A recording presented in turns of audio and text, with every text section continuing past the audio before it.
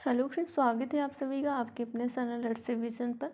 आज आपका ईवीएस के जो ये प्रीवियस ईयर के प्रश्न हैं इसको आपका यहाँ पे करवाने वाले। सौर सेल के निर्माण में किस पदार्थ का उपयोग किया जाता है? सोडियम का, सिलिकॉन का, कॉपर का या इनमें से कोई नहीं? तो कॉपर का नहीं, सोडियम का नहीं, सिलिकॉन का उपयोग किया जाता है, इसलिए इस प्रश्न का आंसर आपका बी ठीक हो जाएगा। मधुमक्खियों के छत्ते में मधुमक्खियों के बारे में निम्न में से कौन सा कथन सही नहीं है? आपसे गलत कथन पूछा जा रहा है कि कौन सा कथन आपका सही नहीं है। केवल रानी मक्खी ही अंडे देती है, श्रमिक मक्खी नर मक्खी होती है, छत्ते में कुछ ही नर मक्खियाँ होती हैं, छत्ते में केवल एक ही रानी मक्खी होती है, बिल्कुल पॉजिटिव लिखा है, तो ये आंसर होगा नहीं क्योंकि आपसे पूछा जा रहा है नकारात्मक कौन है, यानी मधुमक्खियों के बारे में कौन सा कथन सही नहीं है। छत्ते में कुछ ही नर मक्खियाँ होती है, बिल्कुल सही है, ये पॉजिटिव लिखा है। और श्रमिक मक्खी नर मक्खी होती है, यानी जो श्रमिक मक्खियाँ होती हैं, काम करने वाली मक्खियाँ होती हैं, नर मक्खी होती हैं, तो नर मक्खी नहीं होती हैं। तो इसका आंसर आपका यहाँ पे बी ठीक हो जाएगा। केवल रानी मक्खी ही अंडे देती है, ये भी आपका पॉजिटिव है। तो नेगेटिव पूछा जा रहा था, नेगेटिव आपका यहाँ पे बी वाला है, तो यही आंसर आपका यहाँ पे ठीक हो जाएगा।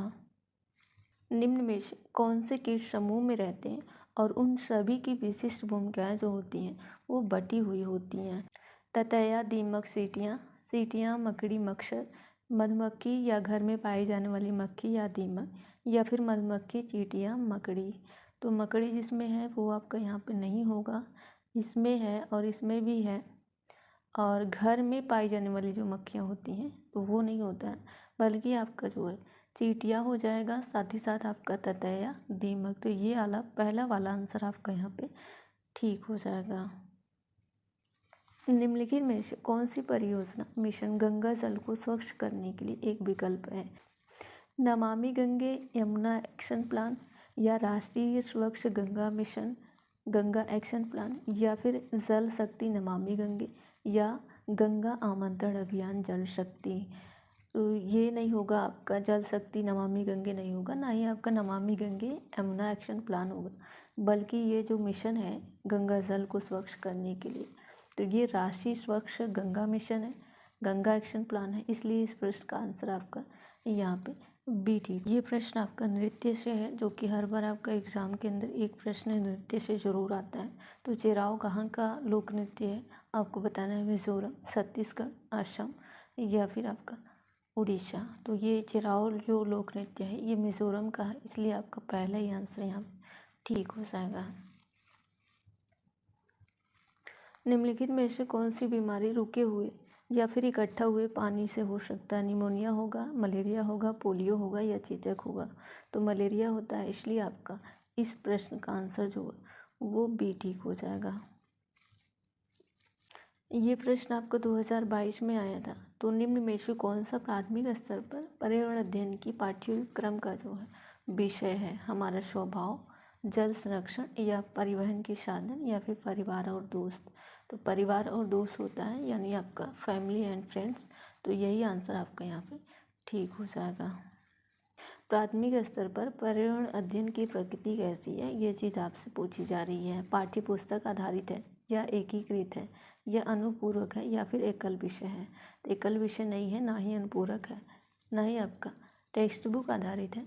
तो आपका आंसर यहाँ पे बी ठीक हो जाएगा, यानी क्या है आपका एकीकृत। सीखने की वह प्रक्रिया क्या कहलाती है जिसमें बच्चे स्कूल जैसी सामाजिक संस्था में प्रवेश करके सीखते हैं? निष्क्रिय समाजीकरण कहलाएगी, या फिर प्राथमिक समाजीकरण कहलाएगी, या फिर द्वितीयक समाजीकरण कहलाएगी, या फिर परिपक्वता कहलाएगी? सीखने की वह प्रक्रिया क्या कहलाएगी जिसमें बच्चे स्कूल जैसी सामाजिक संस्था, आप स्कूल, मीडिया हो, ये द्वितीयक समाजीकरण में आते हैं। तो यही आंसर आपका ठीक हो जाएगा।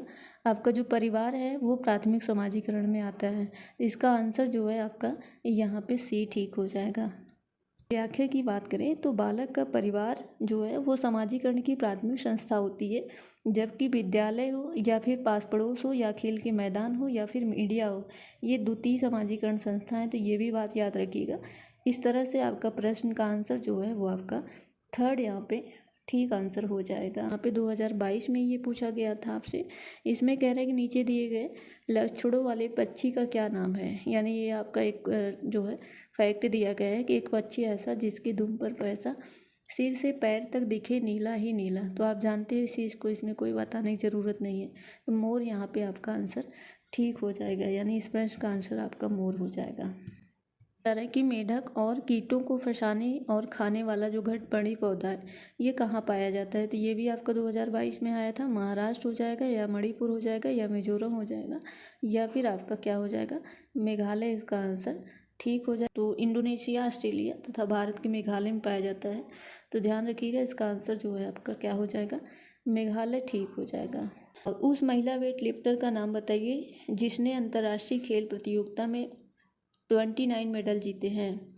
इस प्रश्न में आपसे पूछा जा रहा है कि उस महिला वेट लिफ्टर का नाम बताइए जिसने अंतर्राष्ट्रीय खेल प्रतियोगिता में 29 मेडल जीते हैं। सुनीता विलियम, या फिर कर्णम मल्लेश्वरी, या बछेंद्री पाल, या फिर आपका वहीदा प्रेम। तो आपका जो है कर्णम मल्लेश्वरी आंसर यहाँ पे ठीक हो जाएगा।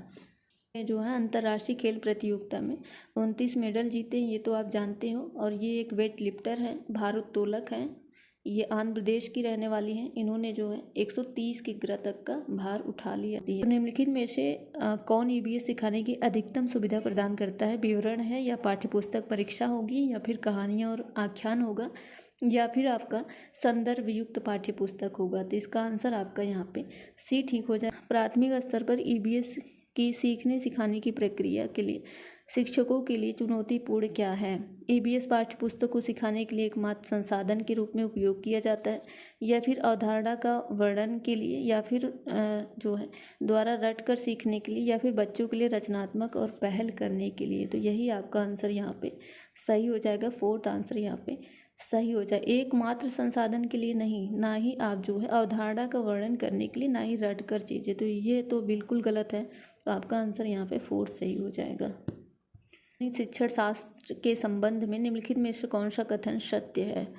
यह पुनः प्राप्ति प्रथा पर केंद्रित है, या फिर इसमें प्रशिक्षक के रूप में शिक्षक शामिल है, या फिर यह किताबी है, या फिर यह बाल केंद्रित है, चाइल्ड सेंटर। डी ठीक हो जाएगा। ध्यान रखिएगा, प्राथमिक स्तर पर पढ़ने अध्ययन की शिक्षा शास्त्र के संबंध में जो है चाइल्ड सेंटर्ड है। तो यहाँ पे इसका आंसर आपका यहाँ पे जो है डी ठीक हो जाएगा। किताबी नहीं होता, ना ही जो है पुनः प्राप्ति केंद्रित, ऐसा कुछ नहीं है, है ना।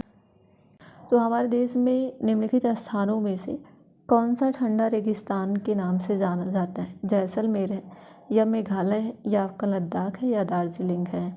तो इस प्रश्न का आंसर आपका बी ठीक हो जाएगा, लद्दाख। लद्दाख को भारत का ठंडा रेगिस्तान कहा जाता है, याद रखिएगा। और लद्दाख भारत के जम्मू एंड कश्मीर राज्य में स्थित है, ये भी बात याद रखिएगा। तो इस प्रश्न का आंसर आपका यहाँ पे जो है बी आंसर यहाँ पे ठीक हो जाएगा। अगले सवाल में पूछा जा रहा है कि नीता जो है वो आंध्र प्रदेश जाती है और 2 साड़ी खरीदती है जो आमतौर पर वहीं बनाई जाती है। वे क्या कहलाते हैं? पोचमपल्ली और कलमकारी, या फिर पोचमपल्ली और कांजीवरम, या फिर कलमकारी और चंदेरी, या फिर कलमकारी और कंथा।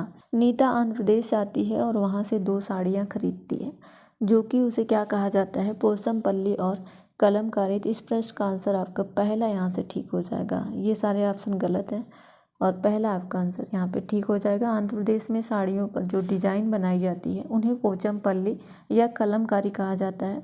तो इसलिए इस प्रश्न का आंसर जो है वो आपका पहला यहाँ पे ठीक हो जाएगा। तो इसमें आपसे पूछा जा रहा है कि निम्नलिखित में से कौन सा जोड़ा ठीक है? असम बिहू, उड़ीसा भरतनाट्यम, तमिलनाडु लावड़ी, कर्नाटक कथक। तो इसमें से आपसे पूछा जा रहा है कि कौन सा जोड़ा ठीक है। तो आपका बिहू जो है असम का है, इसलिए इस प्रश्न का आंसर आपका पहला ठीक हो जाएगा। जबकि जो ये भरतनाट्यम है ये आपका तमिलनाडु का है, और वहीं पे जो लावड़ी है वो जो है महाराष्ट्र का है, कथक आपका यूपी का है। तो ध्यान रखना है। और आपका उड़ीसा का शास्त्रीय नृत्य जो है ओडिसी होता है, इस चीज़ को आप जानते हो। कर्नाटक का जो शास्त्रीय नृत्य है वो आपका क्या है? यक्षगान है। तो ये भी बात याद रखिएगा। तो कर्नाटक का पूछा जाए तो यक्षगान है, उड़ीसा का ओडिसी ही होता है, और आपका जो ये कथक है ये आपका भारत का है, और भरतनाट्यम तमिलनाडु का है, बिहू असम का है। तो ये सारी चीज़ें आपको याद रखना है। इस प्रश्न का आंसर फिलहाल आपका आंसर ए आपका यहाँ पे ठीक है। इस प्रश्न में आपसे पूछा जा रहा है कि एस्किमो अपने घर इग्लू का निर्माण बर्फ से करते हैं, इसका कारण क्या है? बर्फ ठंडी हवा और पानी को अंदर आने देता है, या फिर बर्फ की दीवारों के बीच मौजूद हवा अंदर की गर्मी को बाहर जाने से रोकती है, या फिर बर्फ मुक्त में मिलती है अन्य सामग्री अधिक कीमत है। यह ध्रुवीय क्षेत्रों में केवल बर्फ ही उपलब्ध है, ऐसा नहीं है। बर्फ ठंडी हवा और पानी को अंदर जो है नहीं आने देती, इसमें लिखा है। इस प्रश्न का आंसर आपका बी ठीक हो जाए। बर्फ की दीवारों के बीच मौजूद जो हवा होता है वो अंदर की गर्मी को बाहर जाने से रोकता है, इसलिए जो है एस्किमो अपने घर इग्लू का निर्माण बर्फ से करते हैं। तो इसका थोड़ा सा मैंने व्याख्या भी लिया है। एस्किमो ध्रुवीय प्रदेशों में निवास करने वाले जनजाति हैं जो बर्फ से अपने घरों का निर्माण करते हैं। इनके घरों को इग्लू कहा जाता है। एस्किमो बर्फ से घरों का निर्माण इसलिए करते हैं, बर्फ की दीवारों के बीच जो मौजूद हवा है अंदर की गर्मी को बाहर जाने से रोकती है, जिसके कारण घर के अंदर गर्मी का एहसास होता है। तो इस चीज़ को ध्यान रखना है। महत्वपूर्ण प्रश्न, एक शिक्षिका शिक्षार्थी से कहती है कि वे अपने कार्यपत्रक, अवलोकन रिपोर्ट और सत्र में एकत्रित की गई जो सामग्री है उसको एक फोल्डर में डाल दें। इन फोल्डरों को क्या कहा जाता है? पोर्टफोलियो कहा जाता है, दत्तकारी कहा जाता है, परियोजना कहा जाता है, यह घटना वृत्तांत अभिलेख कहा जाता है। तो इस प्रश्न का आंसर आपका पहला ठीक हो जाएगा। इस तरह के जो कार्यपत्रक हैं और अवलोकन रिपोर्ट होता है, सत्र में एकत्रित की गई जो सामग्री है, इन्हें क्या कहते हैं? पोर्टफोलियो कहते हैं। इसलिए इस प्रश्न का आंसर जो है आपका पहला ठीक हो जाएगा। एनसीएफ 2005 से प्रश्न आपको ज़रूर देखने को मिलेगा। तो एक प्रश्न हमने एनसीएफ से भी ले लिया है। तो पर्यावरण अध्ययन शिक्षण के संदर्भ में राष्ट्रीय पाठ्यचर्या की जो रूपरेखा है एनसीएफ 2005 है, निम्नलिखित में से किसे प्रस्तावित नहीं करती है? नकारात्मक आपसे पूछा जा रहा है। बच्चों के अनुभवों और संदर्भों से जोड़ना, ये तो पॉजिटिव है, तो ये आंसर होगा नहीं। हस्तपरक क्रियाकलाप, ये भी आपका पॉजिटिव है। तकनीकी शब्दावली से परिचित कराना या फिर विषयानुसार उपागम, तो ये भी आपका यहाँ पे पॉजिटिव है। तकनीकी शब्दावली जो होती है, परिभाषाएं वगैरह होती हैं, ऐसे इन पे जोर देने के लिए एनसीएफ नहीं कहता है। तो यही आंसर यहाँ पे ठीक हो जाएगा। ध्यान रखिएगा, पर्यावरण अध्ययन के शिक्षण के संबंध में राष्ट्रीय पाठ्यचर्या रूपरेखा जो है एनसीएफ जो है वो तकनीकी शब्दावली से परिचित कराने पर जोर नहीं देती है। प्राथमिक स्तर पर पर्यावरण अध्ययन में समुदाय सीखने सिखाने का एक महत्वपूर्ण जो है संसाधन है, क्योंकि यह एक बहुत सस्ता संसाधन है, इसलिए या फिर यह आसानी से उपलब्ध होने वाला संसाधन है, या इसमें समझदार और बुजुर्ग व्यक्ति होते हैं, या फिर यह वास्तविक स्थितियों में सीखने के अवसर उपलब्ध कराते हैं। तो बहुत ज़्यादा सस्ता संसाधन नहीं है, इसलिए समुदाय सीखने सिखाने का महत्वपूर्ण संसाधन है, बल्कि आपका यहाँ पे डी आंसर ठीक हो जाएगा। यानी यह वास्तविक स्थितियों में सीखने के अवसर उपलब्ध कराता है। प्राथमिक स्तर पर पर्यावरण अध्ययन में समुदाय सीखने सिखाने का एक महत्वपूर्ण संसाधन है, क्योंकि समुदाय में बच्चा स्वयं को सुरक्षित से अपने जीवन जुड़ाव महसूस करता है। साथ ही वह जो है बच्चे को वास्तविक स्थितियों में सीखने का अवसर भी देता है, इसलिए बच्चों में तेज़ी से अधिगम क्षमता का विकास होता है, डेवलपमेंट होता है। निम्नलिखित चीज़ों का आपका अध्ययन करना है और बताना है किस पक्षी के बारे में आपका यहाँ पे बात हो रही है। तो कौवा पेड़ की ऊंची डाली पर अपना घोंसला बनाता है। इस घोंसले को बनाने में कई चीज़ें जो है वो यूज करता है, यहाँ तक कि लकड़ी की शाखाएं, लोहे के तार वगैरह का प्रयोग करता है। एक चालाक पक्षी है जो अपना घोंसला नहीं बनाता है, कौवे के घोंसले में अपना अंडा देता है। बेचारा कौवा अपने अंडे के साथ इन अंडों को भी सेता है। वह कौन सी पक्षी है? कलचिड़ी है, बसंत गौरी है, कोयल है, या फिर शक्करखोरा है? आई होप आप लोगों ने आंसर इसका ठीक से कर दिया होगा।